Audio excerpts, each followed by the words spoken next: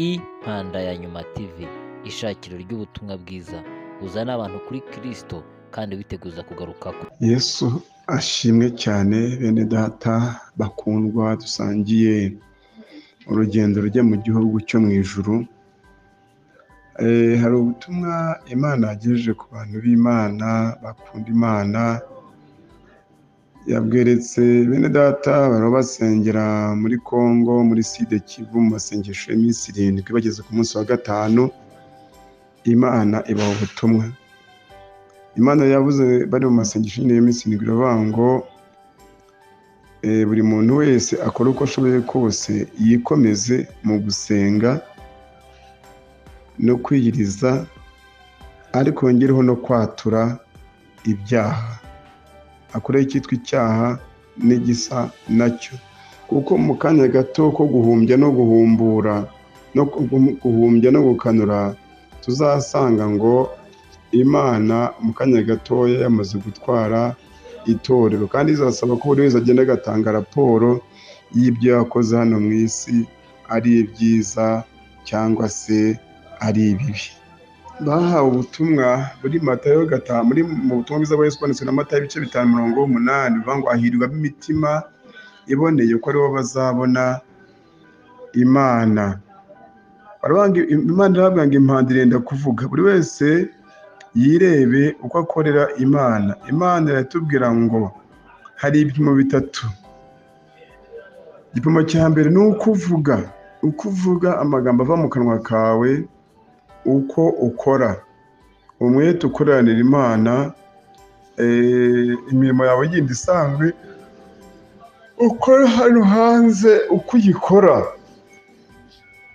Ibyo bintu byose bizapimwa. Icya kabiri ngo urebe wese wasize Imana kandi yarasezeranye nawe ko azayikorera mu gihe abatizwa, akayikorera ubuzima bwose, hanyuma agata umurimo w'Imana akigendera, yuko Imana izamuhana atazacigera isengero ryayo.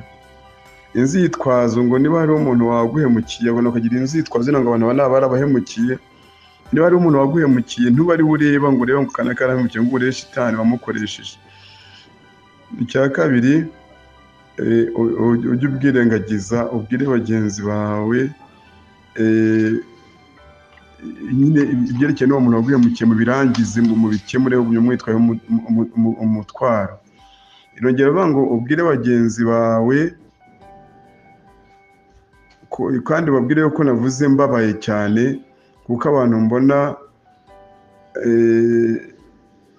bambona nk'Imana isanzwe, umuntu wahize imihigo akananirwa kuwuhigura, agenda ashaka umushumba we babitunganye babikemure, ariko abantu bari gusigarana ibyuho by'amanaziri cyangwa se imihigo bahigiye Imana. Ukureho iryo deni. Imana ikavuga kandi ngo buri muntu asengere itorero rye, kuko ku isi hari amatorero 2.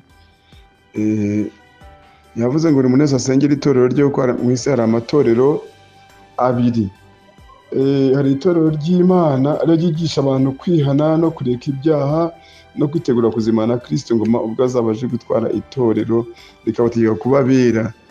Hari itorero rya Satani. Rya Satani baribwira abantu kubaho uko bashaka, bakora ibyo bashaka, ngo uko Imana ireba umutima bakiyambira uko bashaka, bagenda uko bashaka. Abantu bari mu itorero rya Satani.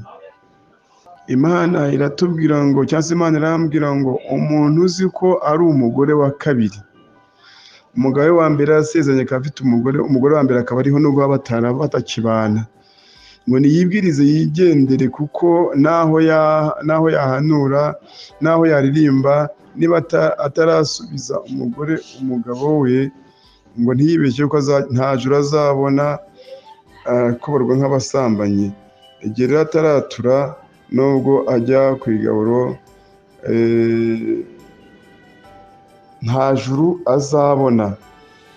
Abagabo nabo nuko, abagabo bafite abagore ba kabiri cyangwa se bombokera mu ngo z'abandi bagabo, nabo nta juru bazabona. umuntu wambara imyenda itari iye, akambara imyenda y'abantu badahuje igitsina, akapfukamira uko abonye akigenda ukabonye nabo yaramwe ngo nta juru bazabona.